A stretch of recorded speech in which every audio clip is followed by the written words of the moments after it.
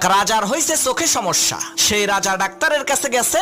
Doctor পরীক্ষা নিরীক্ষা করে রাজাকে বলল, রাজা মশাই, আপনার প্রচন্ড পরিমাণে লাল রং দেখতে হবে। আপনি যদি বেশি বেশি লাল রঙের দিকে চেয়ে থাকেন তাহলে আপনার চোখের দৃষ্টিশক্তি আবার ধীরে ধীরে প্রখর হয়ে যাবে। ডাক্তারের এই কথা শুনে রাজা মশাই রাজ দরবারে এসে ঘোষণা দিল, এই রাজ্যের সব কিছুকে লাল রঙে রাঙিয়ে দেয়া হোক।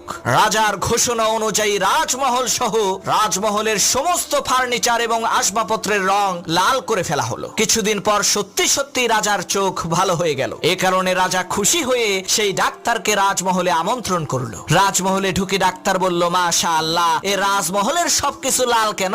তখন রাজা বলল, ডাক্তার সাহেব, লাল রং দেখলেই তো আমার চোখের জ্যোতি বৃদ্ধি পায়। তখন ডাক্তার বলল, রাজা মশাই, আপনি এই মহলের সব কিছুর রং লাল না করে যদি চোখে একটা লাল চশমা পড়তেন তাহলেই তো দুনিয়ার সবকিছুর রং আপনার কাছে লাল হয়ে যেত। এত ঝামেলা করার